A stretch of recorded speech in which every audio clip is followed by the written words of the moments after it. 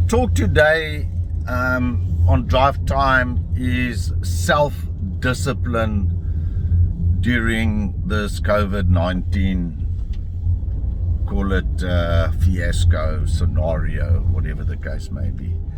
And I'm going to give you a couple of my tips in terms of, from a working perspective, how we deal with this.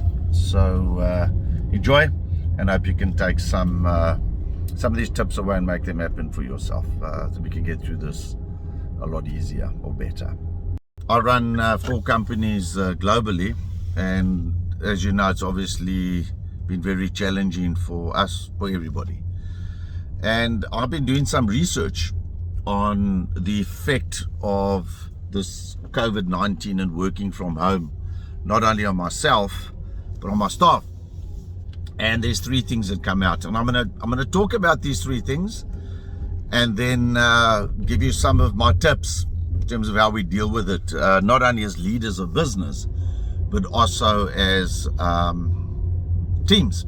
Okay, so number 1, what is interesting is something called presenteeism.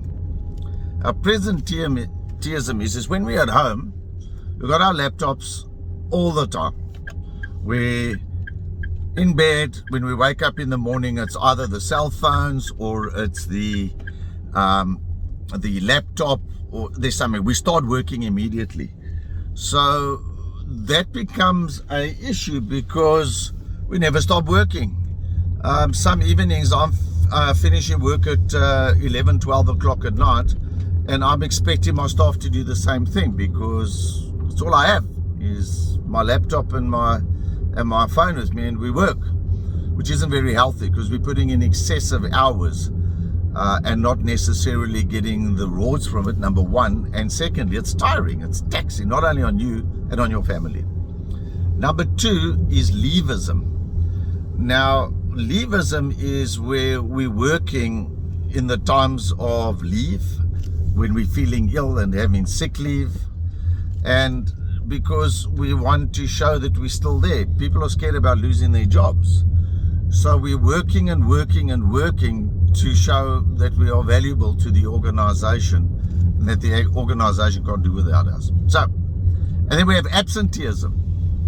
Now, absenteeism is a tricky one when people are working from home. Most people say work on deliverables, and doesn't matter how long somebody takes to get a job done. Work on your deliverables. Well, that's fine. However, if you're charging a client for time and materials, for an example, and the work is not being delivered on time and the deliverables aren't of quality, we might have an issue of absenteeism, and very difficult to control absenteeism. So leaders are now working with timesheets and electronic timesheets that they can monitor their staff. And again, we're in a trusting environment. We're supposed to be in a servant leadership environment, and is that really working when you micromanaging from a distance? Now, I ran a project that we just finished recently for a esteemed client here in Malaysia, and I've got my list that I'm going to give you. This will help you, I'm sure. The number 1 is have a task list on your phone. We got our phones with us all the time. I also limit the amount of time you spend on social media and so forth, but set your work for the day on your phone so that your phone can remind you every hour this is going to happen, etc., and plan it out for the day. Because if you've got a plan, it's easier to follow the plan. If we just go verbatim into doing tasks and not in an ordered fashion, it sometimes becomes disorientated and we waste time. And the wasting time is the in-between time between work. So that's number 1, task list, either on your laptop or on your phone to remind you. When you wake up in the morning, do as you've always done. Get up the same time, do your things in the morning the same time, and very importantly, get dressed for work. Get out of your pajamas and your sleepwear and so forth, and get dressed as though you're normally going to work. It's very, very important because it gives you that sense of it's something I'm familiar with, and familiarity is important because it gives us that confidence. It still gives us that a sense of being part of things. So that's important. Number two is, no matter if you've done exercise or do exercise or whatever the case may be, I'm not a very exercise guy. I don't ride bicycles all over the place and run and so forth. I did enough of that when I was in the army, and I said I'm not going to do any more of that as I grow up. However, I started doing brisk walks in the morning, and absolutely awesome. A half an hour, and I walk with my wife, and we stay away from work discussions. We work together, and we talk about the kids and schooling, because a lot of times this world of being together all the time, we talk about things that are most probably not deep family related, and we miss out on these things because everything else is consuming us. So spend time exercising. I just see two people in front of me taking a nice brisk walk. It's really awesome. So make sure that you exercise and take your work. When you're at home, go to work, as I said, and make sure you got an office at home. Don't work with your laptop in your bed and watching TV at the same time, or down in the lounge, or whatever the case may be. Have a space in your home that's your office, and you go to office as you would normally be doing. And make sure that if there are disruptions in the house, kids running around and so forth, that you have a no knock on the door or no making a noise policy in front of my office or in my office, because this is work. And what we need to do, it's a fantastic opportunity to educate our children in terms of work discipline and what it is to go to work and work. What I've done with my 8-year-old son, I do a lot of online training, and he assists me. So we've got 2 laptops running, and I'll get my son, and he's my administrator, and he makes sure that the chats are working and lets me know if the speaker or my mic is echoing and so forth. And it's a way of educating him as well. He's starting to know project management terminology better than I do. So yeah, if it's bringing your children into your work life to spend time with them and to educate them in something different, it's really great, because they feel important as well, because they're part of what you're doing. Okay, so that no-go zone, because you need your space and you need your time to do your work.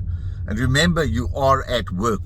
The fact that you're at home, you've got to have that mindset and move yourself out of the home zone into the work zone, into the office zone.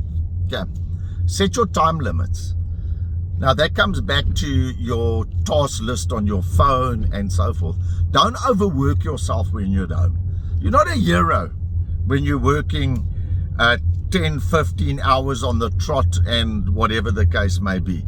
If you're doing that, then there's something wrong. And I always said that, I've run projects all over the world and so forth. And if people are working excessive overtime, then there's something wrong in the business, because the work should be managed and planned accordingly. So working excessive overtime means you have an issue in your business. And that's just my experience that I've had. Very, very important.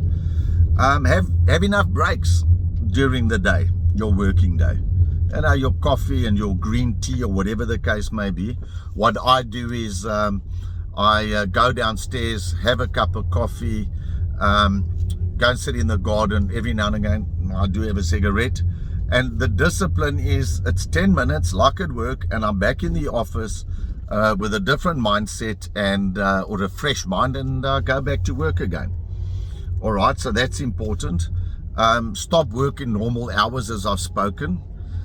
The one thing I've done is I've found a buddy. It's somebody that's very close to me, works in my business, and it's somebody that I can bounce my frustrations off. And I know that that person's not going to go and chat to everybody else in the business and say our CEO Kev is he's having a bad day today and so forth. Yeah, we all have bad days, but as leaders, that vulnerability is okay. To tell people I'm having a bad day, tough days, fine, we've got it. It's all about honesty, isn't it? But find a buddy, because a buddy can help you get through it. It's always nice, speaking close to somebody, your wife or whatever. And the discussion's a different one. When you find a work buddy and that person you can trust and have these chats, it's great. In life we always say, speak to somebody that's sort of outside of your home environment, and that really works well for me. It's that person I can phone and bounce a couple of things off, because we don't always know all of the answers. We also get down, so speak to somebody. Zoom, WebEx, MST meetings, or whatever the case may be, make sure that they're structured, because what I've found out is that we spend a lot of time in these meetings, and sometimes when we are at work, normally at work, unproductive meetings. So use the 4 Ps, and the 4 Ps as follows. When you send your agenda out, number 1, the 4P is the purpose of the meetings. Why are we having the meeting? Number 1. Number 2 is, what is the preparation for the meeting? Who needs to prepare what for the meeting? So come in prepared, and only invite those people that are supposed to be there. Don't invite everybody for the courtesy of believing they should be there, and you don't want to hurt their feelings. You send them the minutes afterwards. Number 3 is the payoff. So what are we getting out of the meeting? What is the end result? What is the objective of the meeting, so that we can sort that out, that everybody knows why we're in the meeting. And then the last P is the process. What process are we following? So person number 1 will be talking about this. Person number 2 will be dealing with finances. Person number 3 would be doing X. And in your preparation, no more than 3 flip charts or 3 PowerPoint slides, or whatever the case. So have some order, because when there's consistency, there is confidence. So I'm going to have these regular chats with you based on the experience that I'm having at this point in time. As I said, I'm here in lovely Malaysia, but running a few companies around the world. And please be safe, COVID safe. Let's hope this thing goes away quickly. Whatever we need to do, so we can get back to some sort of normality. And subscribe to my channels down here at the bottom. And I'll see you on the next Drive Talk. Have a good day.